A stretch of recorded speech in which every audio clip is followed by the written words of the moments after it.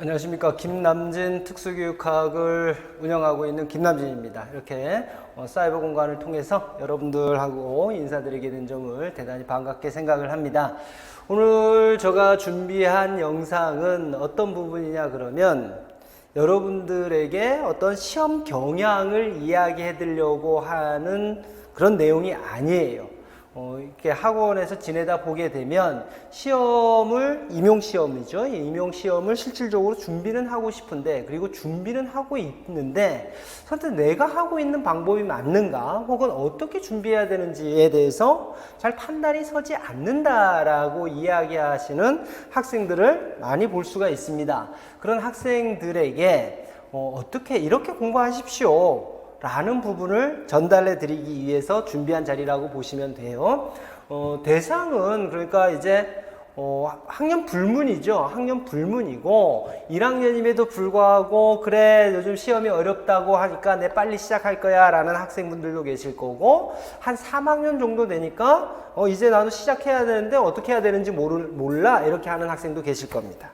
뿐만 아니라 이제 전공을 바꾸셨기 때문에 이제 전공을 우리 특수교육 쪽으로 오셔서 공부를 해야 되는데 임용이라는 게 존재를 하고 있고, 나 옆에서 보니까 다 임용 준비를 하고 있더라 이거죠. 그래서 어떻게 해야 되는지를 잘 모르겠다라는 학생들도 많기 때문에 오늘 이 시간을 빌어서 여러분들에게 시험 준비 이렇게 하시면 됩니다 라는 부분을 말씀을 드리고자 준비를 했습니다. 그래서 시험 문제 풀이 이런 부분들은 일체 들어가 있지 않고, 전반적으로 여러분들이 시작을 할 때 어떻게 해야 되고 어떠한 과정을 통해서 시험 준비를 차곡차곡 해 나가야 되는지에 대한 설명이 주를 이루는 강의다, 이렇게 여러분들 생각을 하시면서 들어주시면 좋을 것 같아요. 그래서 시작하는 이들을 위한이라고 제가 이름을 붙여놨습니다. 뭐 재학생을 위한 이런 게 아니라 여러 가지 이유 때문에 이제서야 처음으로 임용을 준비하시는 분들을 위한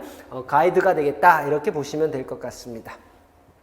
우리 특수는요, 학교급이 3개로 나눠져 있어요. 물론 중등과 관련해서 특수체육이라는 과목이 있죠. 특수체육교육과 이렇게 돼 있지만 특수체육교육과는 중등특수로 들어가고 있거든요. 그래서 엄연히 보게 되면 학교급이 유아특수, 초등특수, 그리고 중등특수 이렇게 3개로 분류를 할 수가 있습니다. 여러분들이 어디에 속해 있는지를 보시면 되겠죠. 그렇죠? 아까 말씀드렸던 대로 특수체육을 전공하고 계신 분들만 특수체육교육 시험이 따로 있는 게 아니라 중등으로 분류가 된다라는 것만 염두에 두시면 되겠습니다. 그래서 지금 분류를 보시게 되면 우선은 유아특수하고 초등특수 이렇게 한꺼번에 설명을 할 건데, 다른 이유에서 하는 건 아니에요. 우리가 시험을요, 통상 11월 달에 보는데 11월 첫째 주에 유아특수와 초등특수가 같은 날에 봅니다. 물론 시험 문제는 다르죠. 그러나 같은 날에 보고 있고, 그 다음에 2주 후, 즉 11월 셋째 주가 되게 되면 중등특수 시험을 봅니다. 그래서 큰 틀에서 보게 되면 유아특수하고 초등특수가 좀 비슷하고요. 그 다음에 초등특수가 이게 또 따로 이렇게 존재하고 있기 때문에 2개로 구분을 해서 살펴볼 겁니다. 그래서 첫 번째가 유아특수하고 초등특수에 대해서 살펴볼 겁니다. 자, 다음으로 중등 넘어갈까요? 초등하고 중등. 자, 초등하고 중등. 지금까지 유아특수, 초등 말씀을 드렸습니다. 유아특수, 초등은 일반이 차지하는 비중이 상당히 많다. 이렇게 특수를 기본으로 깔고 거기에서 다시 일반을 얼마나 해주느냐가 시험 당락을 결정할 정도로 중요하다라고 했는데, 중등 특수 같은 경우는 일반이 없죠. 일반이 없는데 한번 좀 보겠습니다. 1차 과목 시험 보시게 되면 이와 같이 합니다. 교육학이라는 게 들어가 있습니다. 교육학이라는 게 들어가 있는데, 교육학이 들어가 있고 논술형 한 문제 20점, 배점은 똑같죠? 전공 교육과정이라고 이야기하는 건데 전공 A, B 이렇게 표현을 씁니다. 교육과정이 A, B가 아니라 전공 A, 전공 B 이렇게 표현을 쓰고, 뭐는 전공 A고 뭐는 전공 B입니까? 구분 없습니다. 구분 없습니다. 그래서 2교시 같은 경우 기입식하고 서술형 있고 앞에 12문제, 뒤에 11문제 이렇게 풀이할 수 있도록 제시가 되어 있습니다. 기입식 네문항, 두문항 이렇게 돼 있죠. 뭐 배치되는 부분들은 기입식으로 나오는 문항들은 대부분 뭐냐 그러면 거의 나온다라고 하는 게 교육과정에서 나오고 그 다음에 특수교육법에서 나오고 이런 부분들이 전반에 배치를 해서 시험에 전반을 배치해서 기입식으로 작성하는 부분들이 많고 서술식 같은 경우들이 우리 특수교육학에 있어서 교육하는 부분들과 관련돼서 물어보고 있습니다. 초등 유아와 같이 한 다음에 중등까지 비교를 해보면 중등은 아무래도 특수교육학에 대한 질문들이 절대적으로 많아요. 절대적으로 많기 때문에 무엇보다도 중등 특수를 공부하고 계신 분들은 특수교육학에 대해서 심도 있게 공부를 하셔야 될 것입니다. 1차 시험 한번 보시게 되면 교과 교육학이 25에서 35 이렇게 되어 있습니다. 보시게 되면 여기 나와 있는 총론하고 교과 교육 과정까지다 이렇게 되어 있습니다. 우리 특수교육 교육 과정 총론 맞죠? 총론이 여기 안에 포함이 된다라고 보시면 됩니다. 예를 들어서 출제 범위 보시면 총론 나와 있잖아요. 교육부 고시 제2020-2265 이렇게 돼 있습니다. 까지 이렇게 돼 있어서 특수학교 교사들은 총론, 그런데 총론만 공부하면 되느냐? 아니에요. 그 위에 기본 원칙이라고 있습니다. 임용시험 시행 공고일 현재 국가에서 고시되어 있는 교육과정까지입니다. 그러면 교육과정 안에 총론이 있는 거잖아요. 시험 문제가 주로 총론에서 출제되고 있는 거지 뒤에 나와 있는 교과별 교육과정 출제 안 되는 겁니다. 이렇게 이야기할 수가 없다라는 겁니다. 실질적으로 창의적 체험활동과 관련한 문제도 되고 있고 그래서 중점은 총론입니다. 특수교육 교육과정에서의 총론이 중심이 되는 거고 뒷부분도 여력이 되신다면 보시는 것이 좋다. 우선적으로 이렇게 명시가 되어 있으니까 시험 범위 안에는 다 들어간다라는 겁니다. 그 다음에 우리가 또 점자라는 부분들이 있어요. 점자라는 부분이 있는데 점자도 2017년도에 개정이 되어 있는 것도 있고 2020년도에 다시 또 개정돼서 고시한 것들도 있습니다. 이러한 부분들은 항상 이와 같이 한국교육과정평가원에서 고시하고 있는 내용들을 참고를 하시면서 보셔야 된다. 이와 같이 교육과정과 관련된 부분들이 출제가 되면 나중에는 교과 내용학과 관련해서 우리가 보시면 되겠죠. 이게 아까 이야기했던 교육이죠. 우리 같은 경우 중등 같은 경우 표시 과목이 여러분들 있습니다만 표시 과목별로 우리가 시험 보는 게 아니잖아요. 그렇죠? 과거에는 표시 과목별로 특수 국어, 특수 수학, 특수 체육 이런 식으로 해서 별도로 시험 봤습니다만 지금은 그런 형식이 없어졌으니까 표시 과목의 교과 교육론 시험은 우리한테는 해당이 안 되는 거고 그 밑에 나와 있는 총론이라든지 교과 교육 과정과 관련된 교육 과정이죠. 교육 과정에 해당하는 우리 특수 쪽으로 해석하면 그렇습니다. 특수 교육과 관련되는 교육 과정 이 부분들이 전부 포함이 된다라고 보시면 되겠습니다. 구체적으로 보면 이거예요. 특수교육법 공부해야 되고요. 여러분들 장애인 등에 대한 특수교육법 꼼꼼히 공부를 하셔야 되고 특수교육 교육과정 공부를 하셔야 되겠죠. 물론 총론이 중심입니다만 교과별로 다뤄지고 있는 교육과정에 대해서 손을 놓으시면 안 된다. 그 다음에 특수교육학, 아까 내용학이라고 우리가 이야기할 수 있는 내용학 보셔야 된다라는 겁니다. 물론 앞에서도 말씀을 드렸습니다만 특수교육학을 공부하시다 보면 특수교육법 언급이 되고요. 특수교육법을 알아야지만 특수교육학을 더 쉽게 이해할 수 있는 것도 있습니다. 똑같은 이치로 특수교육 교육과정을 알아야지만 특수교육학에서 다루고 있는 내용을 쉽게 이해할 수 있기도 합니다. 그래서 여러분들은 지금 뭐 무엇을 먼저 공부할까 이것보다도 전부 다 골고루 하셔야죠. 골고루 다 공부를 하셔야 된다. 과목이 앞에 유아나 초등에 비해서 과목이 줄어들었다 이렇게 생각하시면 안 돼요. 그 대신에 특수교육학이라는 부분을 심도 있게 공부하셔야 되는 그런 부분들은 분명히 존재를 합니다. 자, 더불어 아까 유아하고 초등에서도 말씀을 드렸습니다만 시험장에서 보지 않지만 여러분들이 먼저 해결하셔야 될 게 있다. 그게 뭐다? 한국사 능력 시험이라는 겁니다. 빨리 우리 시험 준비 생각하고 계신 분들은 빨리 해결하세요. 빨리 해결하시기 바랍니다. 이 부분이 짐이 돼서는 안 된다. 다 공부했는데 교육학이랑 뭐랑 진짜 머리 싸고 열심히 공부했는데 시험 당일까지 한국사 능력 검정 시험 패스 못했다. 혹은 그때 돼서 아차! 한국사 능력 시험 못 봤는데? 라고 하는 일이 있어서는 안 돼요. 혹여 지금 공부하실 생각이 있으신 분은 내일이라도 당장 머리맡에다가 한국사 능력 검정 시험이라고 잊어버리지 않게 쓰시고 빠른 시간 내에 해결하시기 바랍니다. 이제 시험 및 답안지 형식 한번 볼게요. 전공 A, B 이렇게 나눈다고 했습니다. 전공 A, B 문제 유형. 그럼 논술은 왜 안 했어요? 교육학 논술은요, 제가 가르치는 게 아닙니다. 특수교육학을 전공하신 분들이 학원에서 교육학 논술을 가르치시는 게 아니라 전형적으로 교육학을 하신 분들이 교육학 논술을 여러분들에게 가르치세요. 교육학 논술이지만 교육학으로 개설이 되잖아요. 그런 부분들이기 때문에 제가 여기에서 언급해 드릴 수는 없어요. 이렇게 시험이 나온다라고 제가 분석할 수도 없는 거고요. 그래서 그 부분은 패스하고 바로 전공 A, B 문제 유형으로 한번 보겠습니다.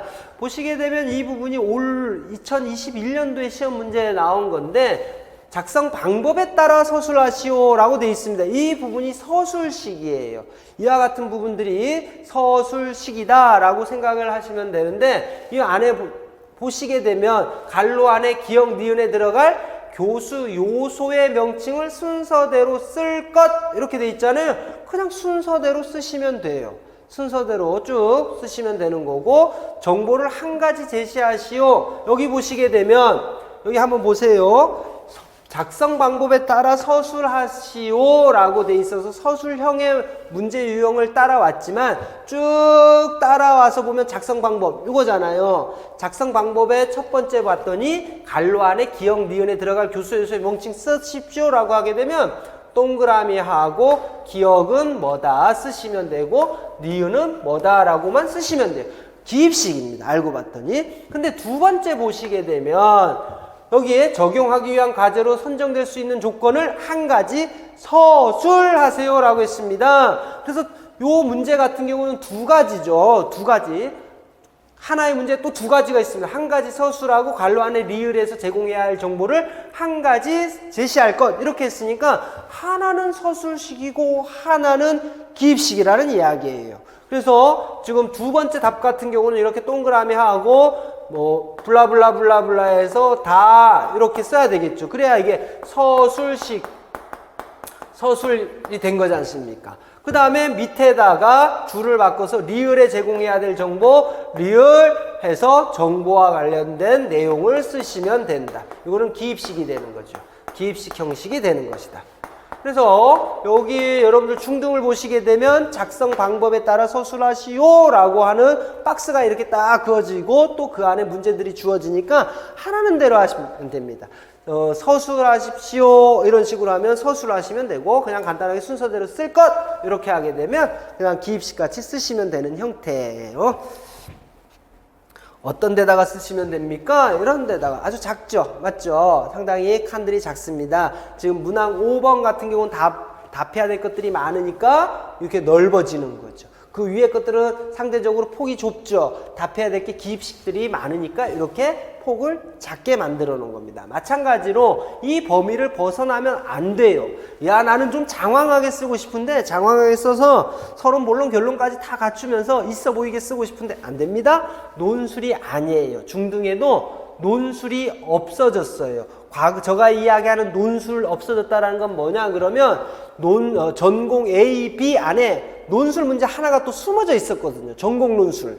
없어졌어요. 이젠 다 서술식일 뿐입니다. 서술식일 뿐이니까 공부를 하시면서 장황하게 이야기하는 습관을 들여서는 안 돼요. 딱딱 짤막하게 요점 정리를 하시면서 공부하시는 습관을 들이셔도 됩니다. 아셨죠? 다음에 중등 한번 보겠습니다. 기대되죠? 중등은 유아나 초등에 비해서는요, 상대적으로 높습니다. 높은 이유는 또 뭡니까? 다른 게 아니라 우리 중등이 개설되어 있는 학교가 전국적으로 많아요. 뿐만 아니라 무슨 중등 특수교육과도 있고요. 특수교육과도 있고 그 다음에 특수체육교육과도 있어요. 앞에 말씀드린 대로 특수체육교육과는 중등이다 이렇게 이야기를 했었잖아요. 그렇게 이와 같은 상황 때문에 숫자가 상대적으로 많습니다. 중등을 전공하고 계신 분들이 많다는 이야기죠. 그래서 상대적으로 경쟁률도 좀 높게 나오는데 보시게 되면 앞에 유아나 초등에서는 볼 수 없었던 10의 자리들이 보여요. 보니까 어디가 10의 자리냐 그러면 울산이 12.25대 1입니다. 광주 같은 경우가 11.5대 1 나왔습니다. 그러나 높긴 하다 맞죠? 그러나 일반에 비할 바는 아닙니다. 일반에 비할 바는 아니고 이와 같이 가장 높은 경쟁률과 가장 낮은 경쟁률을 제외해버리면 8혹은 9대 1 정도예요. 8대 1 혹은 9대 1 정도. 8대 1, 9대 1이면 뭐예요? 맞죠? 안 오는 학생도 있거든. 안 오는 학생도 있고 한번 시험 분위기 파악하기 위해서 한번 시험 삼아 응시하는 학생들도 있단 말이에요. 경쟁률에 너무 유아 전공할 걸, 초등 전공할 걸 이렇게 하지 마시고 이 경쟁률은 접수한 사람을 기준으로 여러분들이 보고 계시다라고 생각을 하시면 이거보다는 좀 떨어지겠죠. 그렇죠? 떨어지면 할만하겠죠. 그렇죠? 떨어지는 거고 점수 얼마나가 되느냐? 딱 이거 순간적으로 봤을 때 70점대가 한 군데가 있어요. 광주가 70점대입니다. 광주가 70점대, 나머지는 60점대입니다. 60점대 후반, 60점대 중후반이네요. 63점도 보이긴 합니다만 보통 60점대 중후반을 보이고 있습니다.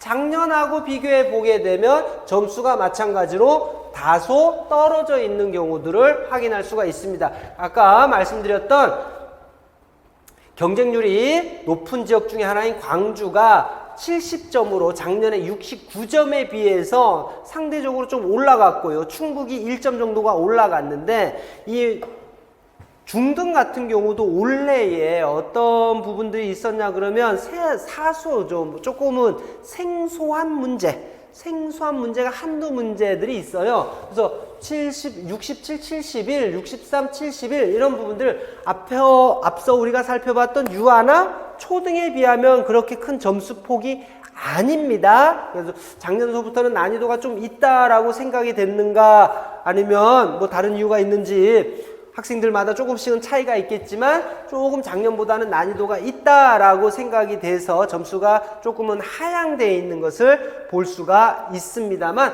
거의 이 점수에서 60점대 중반에서 60점대 후반까지 점수가 형성이 됩니다. 2020년 때도 마찬가지 2020년 때는 70점대도 다소 있습니다만 여러분들이 우선은 60점대 중후반대를 득점을 했다라고 하게 되면 1차에 합격할 수 있는 가능성을 갖고 있다. 70점 정도면 충분히 가능성이 있다라고 생각을 하시면 돼요. 70점? 70점이면 우리 초중고등학교 다닐 때 못하는 거였는데 맞죠? 수미로 치게 되면 미의 점수거든요. 미? 그 다음에 우리 여러분들 지금 학점으로 치게 되면 C에 해당하는 점수예요. C. 할 수 있지 않을까요? C 정도면? A 플러스 받으려고 죽으라고 했는데 맞죠? C 정도면 쉽게 할 수 있을 것 같은데 어떻습니까 여러분? 한번 도전해 보시기 바랍니다. 자, 2차 시험 마찬가지입니다. 2차 시험은 지금 여러분들이 어떤 지역에 응시하느냐에 따라서 달라지고 매번 지역마다 변화되는 요소들이 있기 때문에 지금 디테일하게 살펴보는 것은 무의미하고요. 이와 같이 심층 면접을 보는 거하고 지도안 작성하는 거하고 수업 실현하고 이런 부분들은 거의 유아 초등하고 유사하다라는 정도로 정리하시면 되겠습니다. 자, 지금까지 해서 초등하고 중등 시험 과목은 뭐고, 그 다음에 배점은 어느 정도가 됐었고, 그 다음으로 커트라인은 어떻게 됐느냐, 실질적으로 시험에 응시했던 커트라인은 어느 정도 됐는지, 이 부분들을 살펴봤습니다. 이제 여러분들이 알고 싶어 하는 게 이거잖아요. 그래, 그런 부분들은 과거에 다른 사이트를 통해서도 많이 봤고, 내가 알고 싶으면 충분히 조사해보면 다 나와. 이렇게 생각하실 수가 있어요. 지금부터는 학습 방법 및 학습 전략 및 방법에 대해서 여러분들하고 간단하게 살펴볼 수 있도록 하겠습니다. 자, 근데 이 부분을 여러분들에게 소개하는 데 있어서 한 가지 어려웠던 점은 뭐냐 그러면, 제가 여러분들 모든 개인의 특성을 파악하고 있는 건 아닙니다. 그렇죠? 이 영상을 보실 분들의 특성은 전부 차이가 난다라는 거죠. 그 다음에 학습 스타일도 모두 차이가 나고요. 여러분들이 이미 갖고 계신 지식의 수준이라는 것도 전부 차이가 있을 수밖에 없습니다. 그러면 어떤 수준에 맞춰서 어떤 환경을 고려해서 이야기해야 될까라는 부분이 상당히 어려움이었습니다. 그래서 지금 여러분들에게 소개시켜 드리는 바는 가장 일반적인 상황, 평균적인 상황, 그래야 그 다음에 지식적인 수준에 있어서는 특수교육학을 진짜 몰라서 애먹고 있는 우리 학생들을 염두에 두고 소개하고 있다라고 생각을 하시면 조금은 이해하시는데 쉽지 않을까라는 생각이 듭니다. 혹여 여러분들의 입장 혹은 수준 이런 부분들하고 맞지 않는다 손치게 되면 그런 부분들은 여러분들에게 맞춰서 해석하시면서 들으셔도 될 것 같습니다. 우선 학습 전략 보죠. 각각 4가지씩을 우선적으로 살펴볼 건데요. 시험 대비 전략 수립 시 고려해야 될 사항 첫 번째는 뭐냐 그러면 학교의 학사 일정을 좀 고려하라는 겁니다. 제가 이 대상이 누구라 그랬습니까? 지금 대부분은 학교를 다니고 있는 2, 3학년이 될 것이고, 혹은 일부는 학교를 졸업하고 다른 일을 하다가 다시 특수 시험을 보시려고 하시는 분들이다. 대다수는 2, 3학년이다 라고 생각을 하면 학교 다니고 있지 않습니까? 그렇죠? 학교를 다니고 있다라고 하게 되면 시간을 임용에다가 올인할 수 있는 시간이 상대적으로 줄어들 수밖에 없어요. 동아리 활동해야 되고요, 학과 활동해야 되고, 친구들도 만나야 되고, 수없이 많은 일들이 벌어지고 있단 말입니다. 그래서 학교 학사 일정을 한번 고려해 보세요. 개강일은 언제더라? 중간고사. 그렇죠. 중간고사 기간이 되면 중간고사 공부해야 되죠. 학교 공부해야 되죠. 그 다음에 우리 예를 들어서 4학년이라고 치게 되면 한 달 동안 4월 말부터 5월까지 통상 우리는 현장 실습이라는 것을 갈 수밖에 없습니다. 그렇다면 현장 실습 기간 중에 우리 공부 못하는데 이런 부분들도 고려를 해봐야 되겠죠. 그 다음에 기말고사 언제냐, 방학 언제냐, 이런 부분들을 모두 고려를 해서 공부 시간을 배분하는 게 맞습니다. 내가 몇 학점을 수강하고 있느냐, 그 다음에 어느 때는 공부를 좀 많이 할 수 있고 어느 때는 공부를 조금밖에 못하니까 이 정해진 기간 내에 어떤 과목을 어떻게 공부할 것이다 라는 부분. 예를 들면 우리 4학년 현장 실습 가야 된다, 피할 수 없어요. 졸업하기 위해서 가야 되는 거고. 그러면 한 달 동안 공부할 수 있는 시간이 줄어든다, 진도는 계속 나간다, 무엇을 할 것이냐, 이런 부분들에 대해서 철저하게 고민을 하시고 계획을 하셔야 된다라는 겁니다. 그 다음에 한 가지 팁을 드릴게요. 여러분들한테만 드리는 팁입니다. 4학년이 아직 안 되셨단 말이에요. 4학년이 되면 조금 전에 말씀드린 대로 현장 실습이라는 것을 꼭 가셔야 됩니다. 그러면 우선적으로 여러분들에게 어느 지역 갈 거야? 라고 학교에서 묻습니다. 그러면 여러분들이 우선적으로 나는 이 지역에서 근무하고 싶어 라는 지역이 있죠. 희망 지역이 있을 거 아닙니까? 그 지역으로 가십시오. 대부분의 학생은 어떤 지역으로 현장 실습을 가냐 그러면 내가 지금 현재 지내고 있는 자취를 하고 있으면 자취방으로부터 거리가 가까운 곳에 위치한 학교, 나의 지역으로부터 가까운 곳에 위치한 학교, 교통이 좋은 학교, 교통 편의가 좋은 학교, 이쪽을 응시하는데 그건 순간적으로 좋을 뿐입니다. 왜 여러분들이 응시하고자 하는 지역에 있는 특수학교로 현장 실습을 가라 그러냐 그러면, 현장 실습을 가게 되면 이론적인 공부를 많이 할 수는 없어요. 단점이지요. 그러나 실습적인 측면, 즉 수업 실현하는 측면, 이런 부분들에 대해서는 그쪽 지역보다 더 나은 방법이 없습니다. 나중에 여러분들이 스터디를 통해서 서울 지역이다, 경기 지역이다, 충북 지역이다 모여서 스터디 하겠지만, 아니 어디요? 스터디 인원들 꾸리는 게 쉽습니까? 그 다음에 그와 같은 정보들을요, 내가 서울에서 공부를 했는데 충북에 응시를 했다 그러면 거기에 있는 사람들 어떻게 인맥을 끌어들일 거예요? 쉽지가 않아요. 쉽지가 않습니다. 예를 들어서 내가 저 끝에 있는 부산 지역에서 공부를 하고 있는데, 부산 지역에서 공부를 하다가 부산 지역에서 실습을 했고 시험은 서울이나 경기도 왔어. 아는 사람이 있나요? 없죠. 없단 말입니다. 선배들 총 출동시키겠다고요? 그게 쉽습니까? 쉽지 않습니다. 그래서 제일 좋은 방법은 뭐냐 그러면, 미리 여러분들이 실질적으로 그 지역을 응시하실 수 있을지 없을지는 모르겠으나 우선은 염두에 두고 있는 희망 지역에 가셔갖고 현장 실습을 하시면서 그쪽의 분위기라든지 이런 것들을, 그 다음에 그쪽의 특성들을 우선적으로 좀 캐치하고 체득해서 오시는 부분들이 상당히 필요할 수 있다. 이것도 하나의 전략입니다. 시간 배분 잘 하시기 바랍니다. 두 번째, 시험 준비 언제 할까요?와 관련된 겁니다. 빨리 시작하고 싶으시죠? 시험 어렵다는데. 그런데 이 부분 한번 보시기 바랍니다. 모두 다 일찍 시작한다고 하실 수 있는 게 아닙니다. 오히려요, 여러분들이 먼저 공부를 할 수도 있는데 그 부분 더 어려움으로 작용할 수도 있습니다. 그 부분 조금 이따가 설명을 드리고, 우선 독학 가능한 여러분들 스스로 혼자 하실 수 있는 것, 그 다음에 암기량이 너무나 방대한 과목을 먼저 시작하십시오. 즉 어떤 것들이 되냐 그러면 장애인 등에 대한 특수교육법 혼자 하실 수가 있습니다.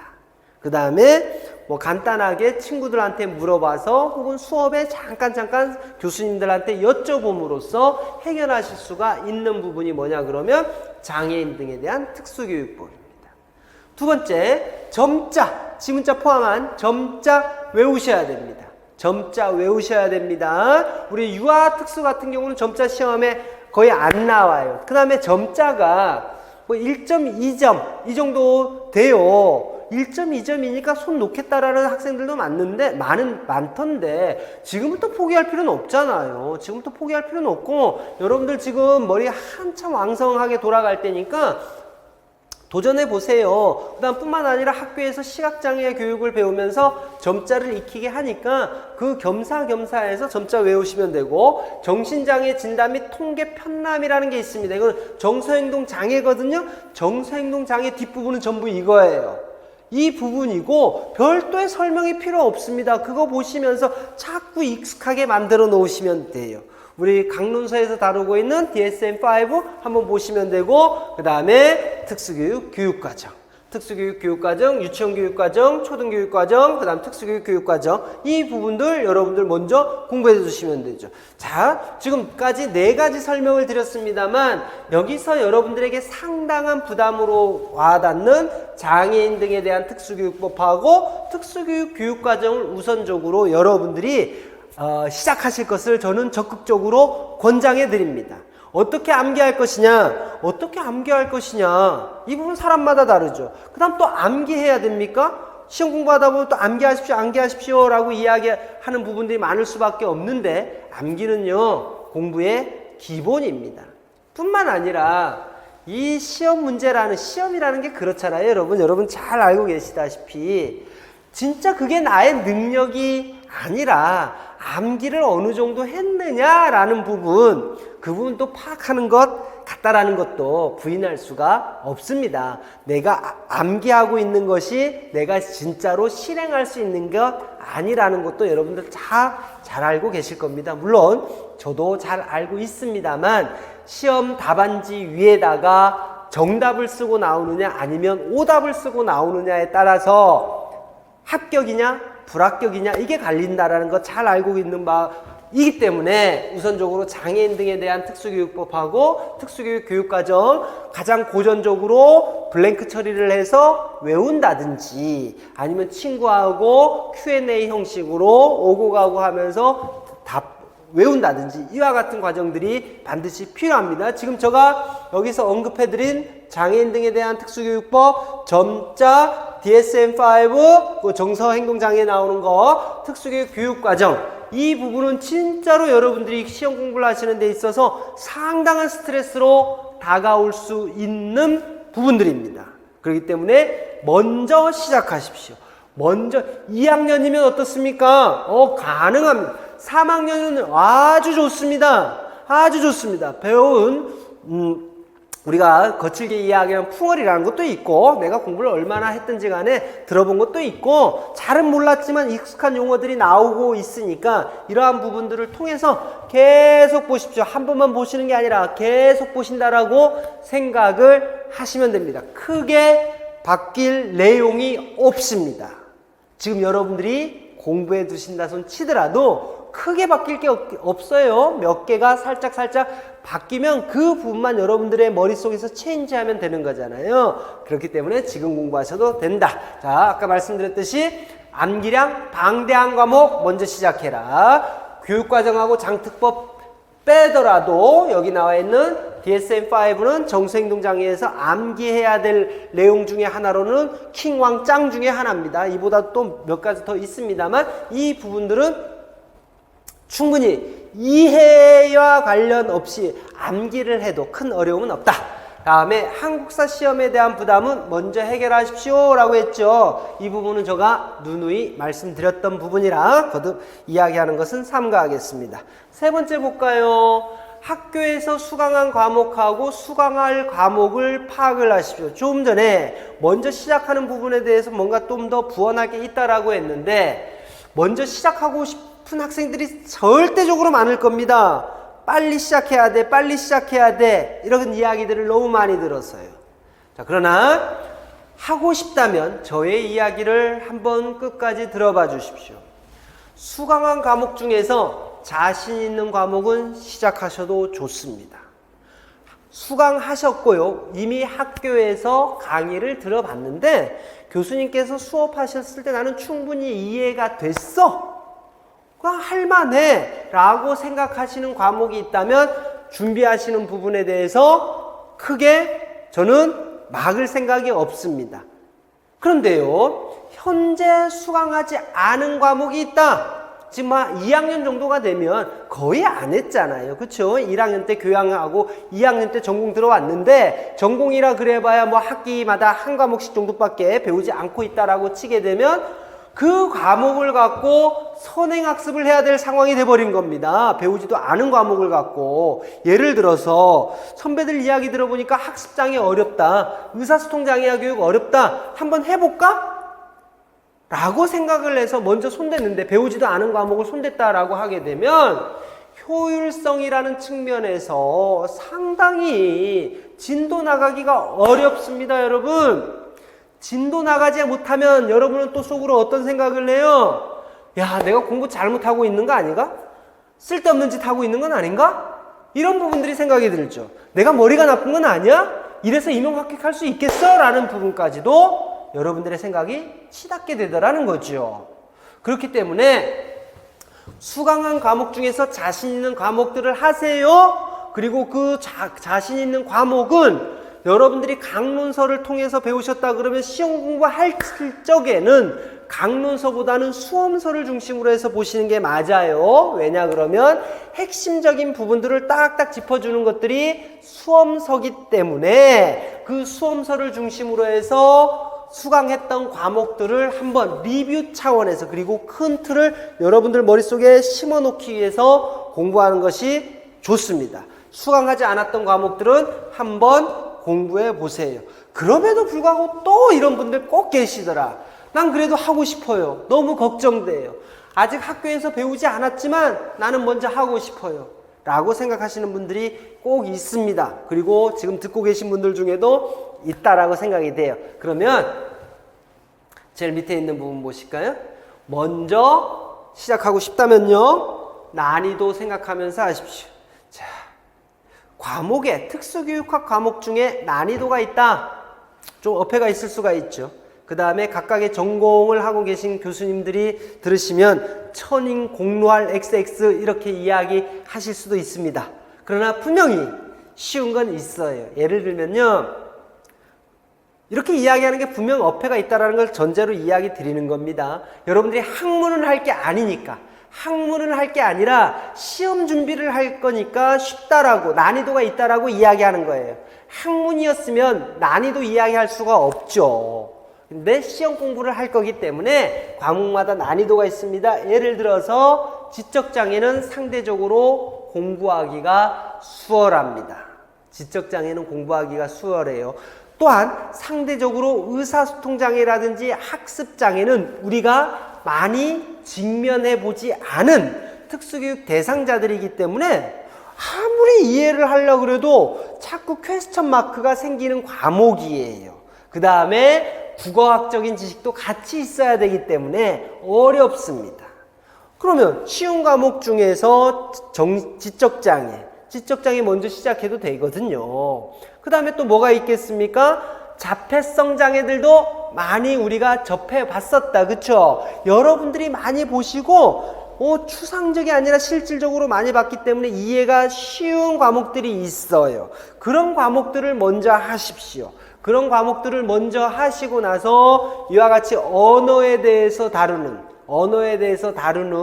그런 과목들을 공부하시면 되고, 시각장애도 상대적으로 쉽죠. 점자만 뺀다면 상대적으로 쉬운 과목이 들어갑니다. 이와 같이 상대적으로 쉽다라고 생각되는 부분들을 먼저 공부하시고 나서 나중을 하시고, 이 부분보다는 우선적으로 아까 먼저 말씀드린 수강한 과목 중에서 자신 있는 과목부터 하나씩 이와 같이 쳐나가는 게 가장 현명한 방법이다. 나머지 부분은 장애인 등에 대한 특수교육법, 그 다음에 교육과정, 이 부분들에다가 투자를 하시기 바랍니다. 가급적 빨리 준비하십시오 라고 했습니다. 이건 뭐 아까 지금까지 이야기했던 거하고 좀 말이 안 맞는 거 아닙니까? 라고 이야기했습니다. 아닙니다. 겉으로만 봐서는 가급적 빨리 준비하기 그래갖고 여러분들을 앞뒤가 안 맞는 말 같이 이야기하지만, 제가 이야기하는 건 뭐냐 그러면 특수교육법하고 교육과정을 같이 공부해야 된다라는 부분 염두에 두면 빨리 시작하라는 겁니다. 질질 끌 게 아니라는 거예요. 지금 여러분들이 이 영상을 보고 계시다 그러면 임용시험에 관심이 있으니까 보고 계신 거 아니겠습니까? 2학년이 됐든 3학년이 됐든, 맞죠? 임용시험에 대해서 걱정할 때가 되니까 보고 계신다라고 생각이 들어요. 그렇기 때문에 특수교육법하고 교육과정 등에 대해서 암기사항이 방대하다라는 거 생각을 해주시고, 그 다음에 유아특수 같은 경우 유아특수교육과정, 아까 유치원 교육과정도 있었고 중등의 경우 교육학 공부 이런 부분들 다 해야 된단 말입니다. 그러면 우리 중등 한번 보시게 되면 교육학 언제 공부하실 거예요? 교육학 언제 공부하실 거예요? 유학 한번 문의 드려볼까요? 유아 특수 전공하시는 분들 교육과정 언제 공부하실 거예요? 초등 전공하시는 분들 초등교육과정 언제 공부하실 거예요? 공부할 시간이 그렇게 많지 않아요. 지금 딱 생각하고 계시다 그러면 1학년, 2학년은 한 번 더 진중히 생각해 보시고, 내가 지금 공부하는 게 나의 머릿속에 들어올 거냐, 한 장 넘기는데 2-3시간 걸릴 타이밍이냐 아니냐 한번 생각을 해 보시고, 학문 뒤에 특수교육학 이런 부분들요. 그렇지 않고 교육학 이런 부분들은 지금 공부하셔도 돼요. 교육학 이런 거 지금 공부하시면 더 낫지. 교육과정 지금 공부하시면 낫죠. 지금 공부할 수 있거든요. 백그라운드 필요 없어. 백그라운드 필요 없으니까 교육학이 특수교육학이 백그라운드예요, 여러분. 일반자 들어가 있는 부분들은 특수교육을 공부하는 데 있어서 백그라운드입니다. 일반 교육과정 공부해 두면 거기에서 살짝 변형하면서 만들어 나갔던 게 뭐냐 그러면 특수교육학의 교육과정들이거든요. 그래서 먼저 시작하십시오. 아셨죠? 먼저 시작하시기 바랍니다. 머뭇거릴 시간이 없습니다. 해야지 라고 생각을 해서 이 영상을 보고 계시다면 빨리 학원 등록하라는 이야기는 아닙니다. 교육과정이라든지 아니면 법 이런 부분들 빨리 다운로드 받으시고 준비해 나가시기 바랍니다. 지금서부터는 학습 방법에 대해서 한번 살펴볼게요. 조금 전까지는 전략에 대해서 살펴봤다 그러면 이번에는 조금과 같은 전략, 큰 틀에서 전략 세웠습니다. 내가 지금 학교를 다니고 있으니까 내가 시험 공부를 언제 집중적으로 할 수 있을 것 같고 언제는 좀 손을 놓고 그러면서 그 다음에 이번 학기 때는 뭐에 대해서 공부해보고 이거 전략들을 짰다. 그쵸? 그 다음에 학습 방법을 한번 보시게 되면 이렇습니다. 첫 번째, 어떤 특수교육학 강의를 듣더라도 아마 대부분은 이렇게 들어가요. 저의 강의를 들어도 혹은 A 학원의 A 강사분 강의를 듣더라도 B 학원의 B 강사분을 듣더라도 대부분 이렇습니다. 강의 여러분들이 선택을 하시면 우선적으로는 기본 과정을 훑어주실 겁니다. 특수교육학의 기본 과정을 훑어주실 거예요. 근데 이 특수교육학의 기본 과정을 훑을 때 기본 과정, 특수교육 쪽에서의 특수의 기본 과정을 훑을 적에 여러분들이 동시다발적으로 해야 될 게 뭐냐 그러면 교육 과정도 공부해야 되고요. 그 다음에 우리 중등 같은 경우는 뭐 또 해야 되냐 그러면 교육학도 해야 돼요. 교육학. 우리 유아나 초등은 별도로 논술을 준비할 필요가 없으니까 됐지만 중등 같은 경우는 교육학 준비해야 되고 유아, 초등, 중등, 공이 뭐를 같이 병행하면서 해야 되냐 그러면 교육과정, 일반의 교육과정, 그 다음에 특수의 교육과정을 병행하면서 진행하셔야 되는 겁니다. 그냥 겉으로만 봤을 때 내가 A 학원의 A 강사, 특수와 관련된 특수교육 강사 선택을 했더니 기본과정 나가더라. 그것만 볼 수 있는 게 아니에요. 다 같이 나가는 거거든요. 기본과정이 끝나면 심화과정 갈 거고 그 다음에 기출문제 풀 거고 동영문제 풀 거고 모의고사 볼 겁니다.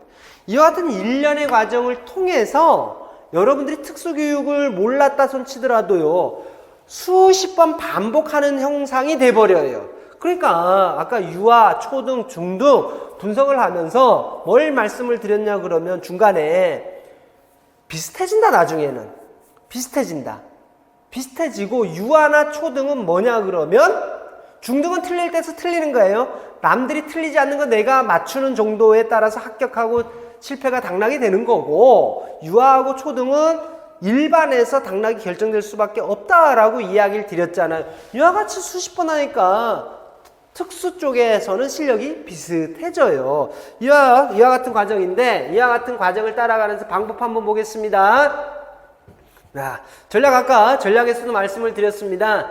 여러분들이 지금은 시험 공부와 관련해서 시험 공부 따로 학교 수업 시간 따로 나가실 수가 없습니다. 그건 진짜 바보예요. 여러분들이 이렇게 수업 강의 듣고 있는데 바보 이런 소리에서 죄송합니다만 학교 수업 따로 그 다음에 학원 수업 따로 학원 수강을 하고 계시다면요 따로 하실 필요가 없어요. 이렇게 하시면 되죠. 이거 한번 생각해 보세요. 시험 문제 누가 출제합니까? 저가 출제하는 거요? 아니요. 저 출제 못합니다.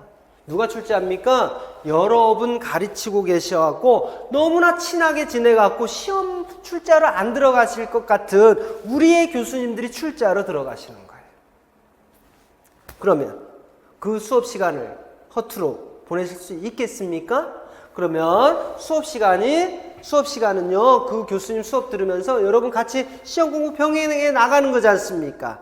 시험 공부는 강론서 갖고 하지 마시라 그랬습니다. 시험 공부하실 거면 학문을 할 것 같으면 강론서 갖고 하시면 되지만 시험 공부는 수험서를 갖고 하셔야 돼요. 강론서, 여러분들의 학교 교재로 삼고 있는 책들은 한 가지 이론에 대해서 다양한 각도들을 다 이야기해버리기 때문에 여러분들이 중심 잡기가 힘듭니다.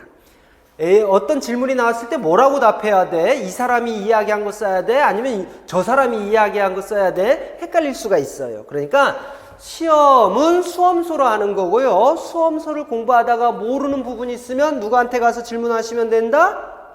학원 강사분들한테 맨날 전화해본들, 아니면 맨날 게시판에다가 남겨본들, 시험 양이 방대하고 자세하게 설명을 못 드려요. 게을러서 설명 못 드리는 게 아니라 질문하는 분들이 상당히 많잖아요. 그러다 보니까 심도 있게 답변까지는 해드리기가 어려운 게 사실입니다. 그러면 여러분들 담당하고 계신 교수님한테 여쭤보면 되죠. 이러한 관점도 있는데 어떻게 정리하는 게 맞느냐라는 식으로 간단하게 질문하게 되면 여러분들의 학교 수업이 곧 시험 공부가 되는 겁니다. 그래서 따로따로 하지 마세요. 그리고 시험 공부는 뭘 갖고 해라? 수험서를 해라. 수험서가 제1교재가 되는 거고, 학교에서 보고 있는 교재, 우리 쪽에서는 강론서라고 이야기를 해요. 강론서는 부교재가 되는 거예요. 참고 교재가 되는 겁니다. 아셨죠? 이해하는 데 있어서 조금 부족하면 같이 살펴보는 것, 이렇습니다. 다음에 강의 듣는 방법 보겠습니다. 대부분은 인강 아니면 직강, 그리고 대다수는 인강을 통해서 들으실 경우겠지요. 자, 처음 임용을 들으면 이럴 거예요. 학원에서 수업을 듣는 학생들은 수준이 다양하잖아요. 재수생도 N수생, 재수 3수생도 있을 거고 N수생도 있을 것이고, 여러분들과 같이 이제 막 공부를 시작하는 학생도 있을 거고, 시작하려는 학생도 있을 거고, 그걸 강사 한 분이 다 커버가 안 돼요. 그러다 보면 평균으로, 그 다음에 정해놓은 스케줄에 따라서 움직여야 되잖아요. 이게 쭉 가야 되잖아요. 제일 첫 번째 보여드렸던 슬라이드 같이 기본 강의 간 다음에 기출문제도 풀어야 되고 동영 문제도 풀어야 되고, 그러니까 시간이 끝이 없어요. 한정적으로 가야 돼요. 시간을 그냥 무조건적으로 할애해서 여러분들에게 설명드릴 수 있는 그게 아니란 말이죠. 그러다 보니까 진도 쭉쭉 나가는데 나는 이제야 준비하는 학생인데 이걸 어떻게 따라가? 그래서 상당히 긴 시간 동안 수업이 진행되더라, 이렇게 합니다. 하루에 8시간, 9시간 수업이 진행되고, 그것이 인터넷으로 여러분들에게 인강을 할 수 있도록, 인터넷 강의를 들을 수 있도록 제공이 되니까 와, 이래 계속 앉아 있어야 되니까. 그 다음에 두 번째, 나 이제 수업 좀 나한테 이해시켜 주려고, 난 이해하고 싶어서 듣는데 저분은 진도 따라 나가기 바빠, 난 너무 어려워. 좀 전에 말씀을 드렸잖아요.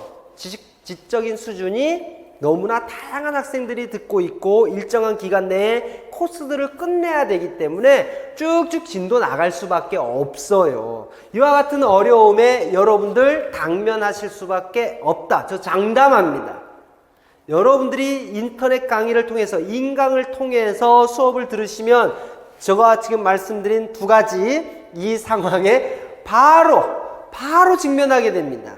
첫날부터 아마 경험하실 거예요. 첫 번째 수업을 끝까지 완강, 처음부터 끝까지 들으시게 되면 아마 기진맥진하실 겁니다. 아마 다음 강의 듣고 싶지가 않으실 거예요. 아, 꼭 들어야 돼? 이런 생각을 하실 수 있을 정도입니다. 그런데요, 여러분, 포기하시면 안 됩니다.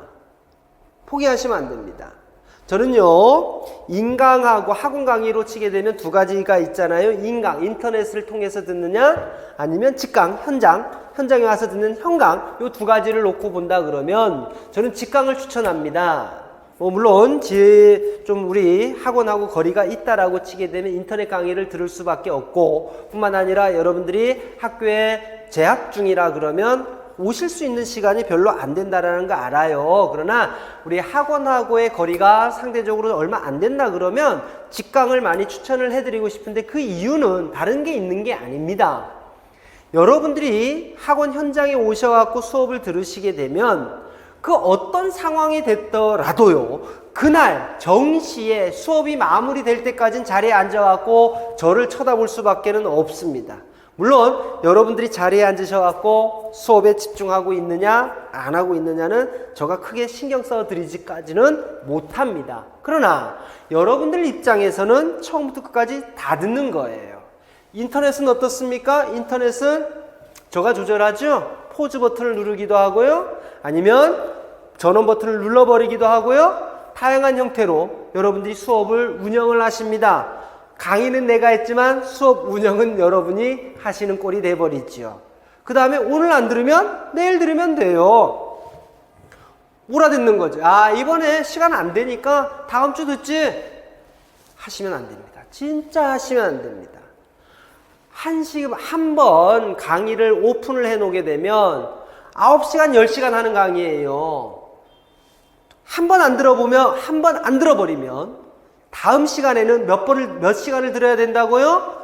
19시간, 20시간을 들어야 된다라는 이야기예요. 어떻게? 하루 24시간인데?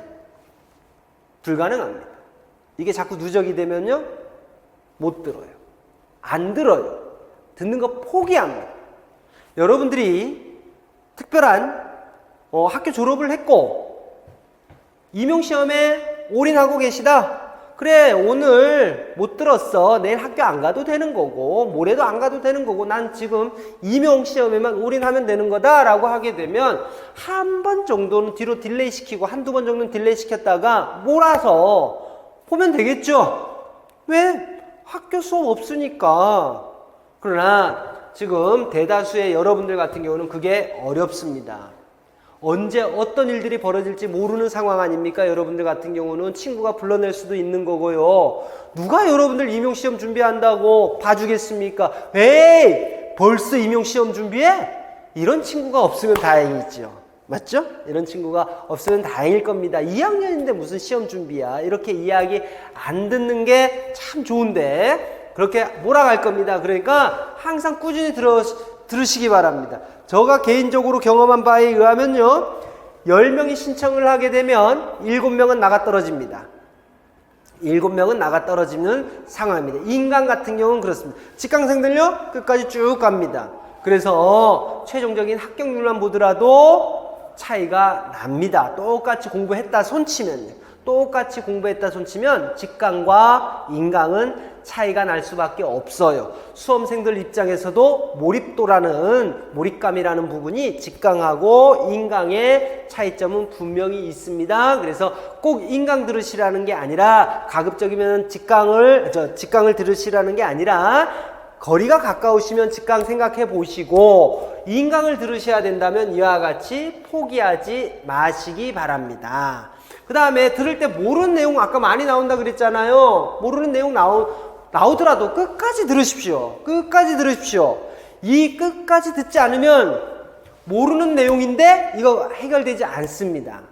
몰라도요, 듣다 보니까 용어가 익숙해지기 시작을 합니다. 용어가 익숙해져야지만 내용 이해가 쉬워요. 난생 처음 들어보는 용어, 내용도 어려워. 그러면 두 가지 때문에 머리가 깨질라 그래요. 그래서 우선은 모르는 내용이 나오더라도 앞에서 설명해 주시는 분 설명 잘 듣고 내용 이해하려고 하고요. 그 다음에 주요한 내용에 표시해 두세요. 표시해 두는 것으로 충분합니다. 더 이상 욕심내지 마세요. 내가 진짜 하나도 몰라서 모르는 상태에서 이 강의를 듣고 있다라고 하게 되면 진짜 처음부터 끝까지 앉아서 수업을 들으면서 필기하는 여러분들의 모습에 여러분들 스스로 칭찬해 줄 만한 겁니다. 다음으로 끝까지 듣고 일주일간 복습하십시오. 학원 수업은 일주일에요. 기본 과정이다라고 하게 되면 일주일에 이틀 정도 수업이 이루어집니다. 나머지 시간 동안은 여러분들 자습 시간이나 마찬가지예요. 그 시간 동안 하시면 됩니다. 설명할 때 바로 이해를 못하는 부분들은 여러분들 5일 동안 여러분들 스스로 찾아보고 주요사항 찾아보고 하면서 여기 수업 시간에 질문도 해보고요. 선생님들, 교수님들한테 아니면 학원 강사분들한테 게시판에 질문도 남겨보고요. 여러분들이 강론서 갖고 계시다면 강론서 찾아보시면서 해결하시면 돼. 해결하시면 돼. 수업 들을 때 이해 안 된다고 짜증내실 필요도 없어. 포기하고 싶은 생각 하실 필요도 없어. 그냥 아까 말씀드렸죠? 앉아갖고 이 긴 시간을 그리고 이 어려운 과목을 참고 버티면서 공부하고 있는 여러분들 모습에 박수를 보내줘야죠. 왜 포기할 생각을 하십니까? 다 그렇습니다.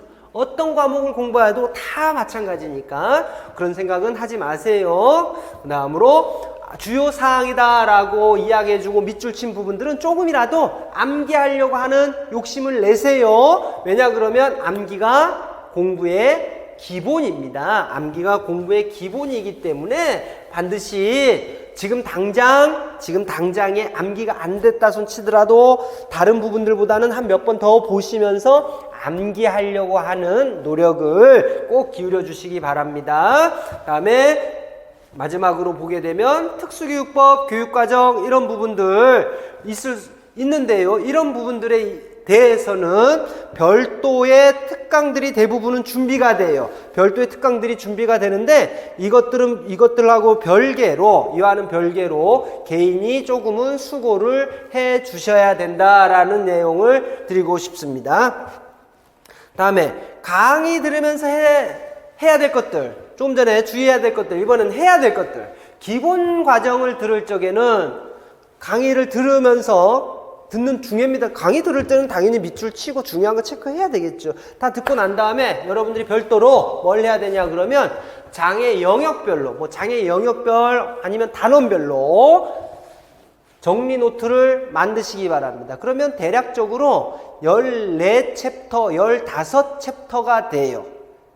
14챕터, 특수교육학만 기준으로 하게 되면요 14개 챕터라든지 15개 챕터가 될 겁니다. 정리노트 만드셔야 됩니다. 그 다음에 이해가 되지 않아서 나중에 이해됐다라는 부분이라든지 어려웠던 부분들, 처음에 공부할 때 어려웠던 부분들은 여러분들만의 이해했던 거 있죠? 여러분들만의 언어로 정리를 해서 용어로 정리해 두시는 것이 필요합니다. 나중에 되면 그게 다시 헷갈릴 수가 있으니까 이해됐을 때 그 상황으로, 그 용어로 여러분들만의 언어로 풀어서 정리해 두시는 게 필요하고요. 그 다음에 개념을 옆에다가 명확하게 좀 정리해 두시는 게 필요합니다. 중요한 용어들에 대해서는 아주 퍼펙트하게 딱딱 정리해 두시는 게 필요합니다.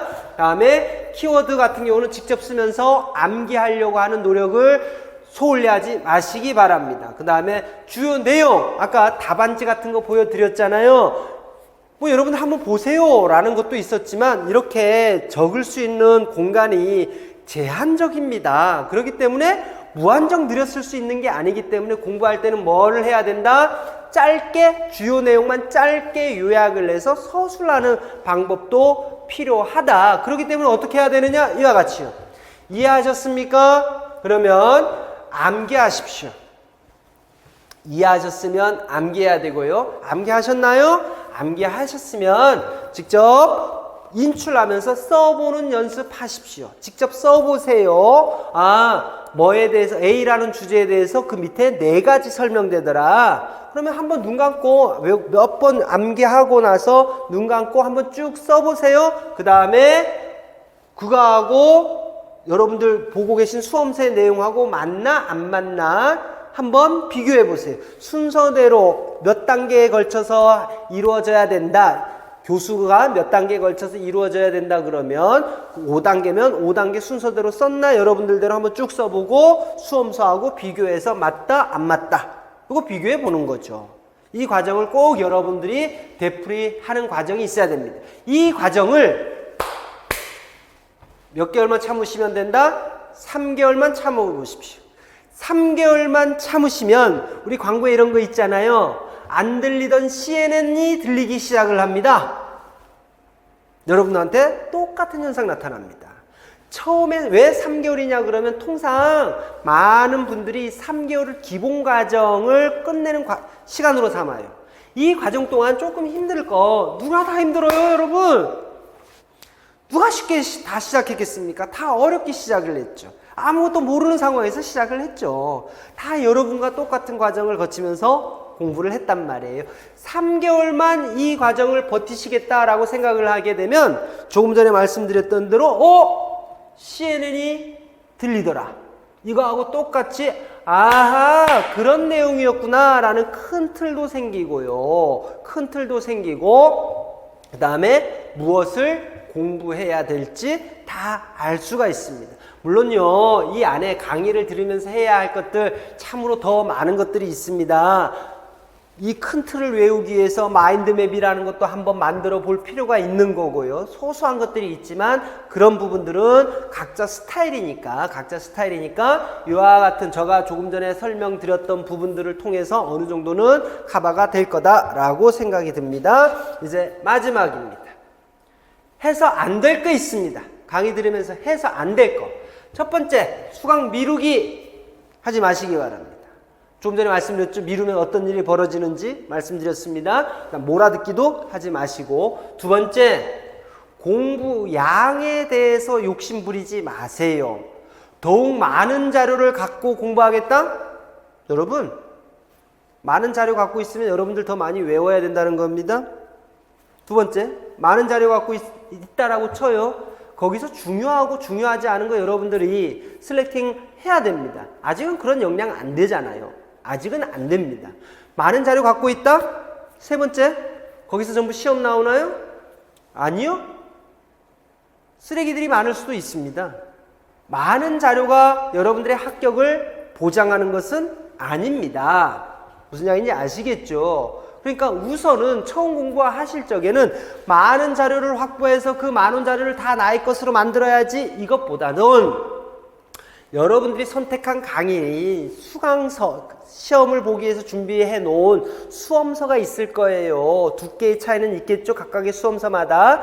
이 부분을 내가 한 번은 충실하게 따라갈 거야 라는 부분부터 욕심을 내시는 게 맞고, 그 기본 과정이라는 부분 어느 정도 내가 이젠 틀이 잡힌 것 같아 라고 하면 그때부터 쌓아 올려도 돼요. 처음부터 너무 공부 양에 욕심 부리지는 말아주시기 바랍니다. 다음에 세 번째 보세요. 남과 비교하기. 비교하지 않기죠. 해서는 안 되는 거니까. 그러니까 남과 비교하기 하시면 안 됩니다. 왜 안 되냐고요?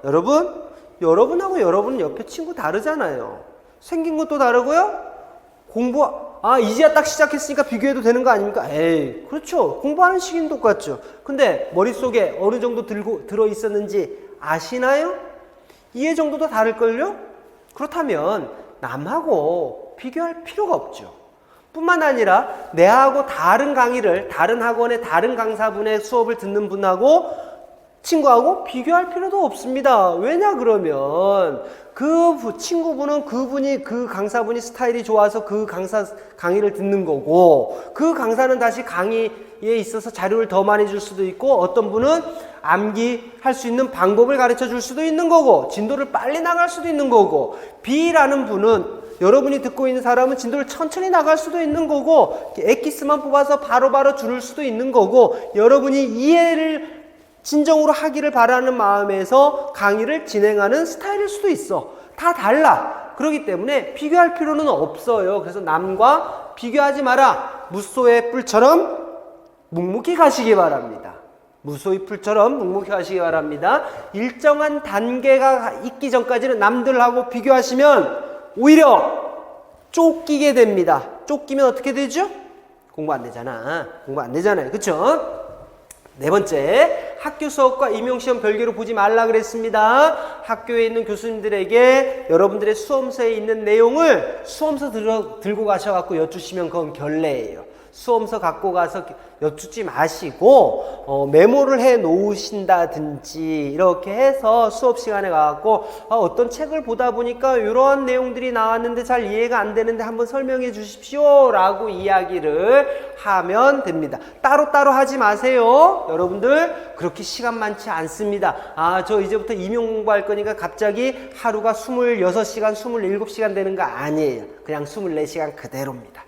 다음에 처음부터 깊이 있게 공부하는 거 피하셔야 됩니다. 처음부터 깊이 있게 공부해버린다. 진도 안 나가요. 남들은 팍팍 넘어가는 것 같은데 나는 아직도 1페이지야.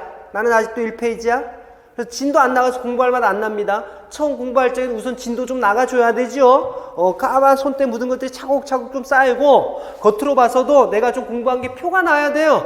오늘도 1페이지, 내일도 1페이지, 안 납니다. 공부할 맛 안 납니다. 더불어 이 안에는 어떤 의미가 같이 내재시켜놨느냐 그러면 저 입장에서는 여러분은 특수교육학 공부하는 겁니다. 자꾸 공부하다 보면 학문을 하시는 분들이 계셔. 여러분들 중에 학문을 한다는 건 뭐냐 그러면 우리 특수교육학은 의학적인 부분들도 많이 들어와 있고 사회복지학적인 부분들도 많이 들어와 있고 일반 교육학의 이야기도 많이 들어와 있는 융합학문입니다. 그러면 궁금한 거 많겠죠. 그러다 보면 자연스럽게 왜? 라는 질문을 많이 던져요. 그러면 자꾸 의학적으로도 왜? 아니 이거는 의대 가셔갖고 해결해야 될 문제인 경우들이 많거든요. 질문 받아보면. 그래서 여러분이 특수교육학을 공부하고 있다라고 하는 것도 염두에 두시면서 너무 깊이 있게 파지도 마세요. 너무 깊이 있게 팔 필요가 없습니다. 여러분의 전공은 특수교육학입니다. 교육을 하는 데 있어서 필요한 정도의 깊이만 알면 되시는 거고 의학은 아실 필요가 없습니다. 그쵸? 그래서 그런 부분까지 같이. 그래서 진도, 여러분들이 공부하는 데 있어서 우선 취미를 붙이셔야 되니까 일정 부분 모르는 게 있더라도 우선은 넘기는 것도 필요하고요. 경우에 따라서. 그 다음에 여러분들의 전공을 생각을 하신다 그러면 처음부터 너무 깊이 파고들지 마십시오. 여러분의 전공은 특수교육학이다 라는 부분을 말씀을 드립니다. 이런 부분들 옆에서 같이 염두에 두시면 충분하지 않을까라는 생각이 듭니다. 지금까지 상당히 오랜 시간 동안 여러분들하고 2시간이 지났습니다. 2시간 동안 여러분들에게 이렇게 시작하십시오. 그 다음에 시작을 하셨으면 이렇게 운영을 하시고 이거 하지 마십시오 라는 이야기들을 드렸습니다. 내용을 설명드리는 중간중간에 이런 이야기를 했었죠. 이 영상을 보고 계시는 분들이라면 시험을 생각하고 계시는 분들 혹은 시험에 관심이 있으신 분들이다 이렇게 생각을 합니다.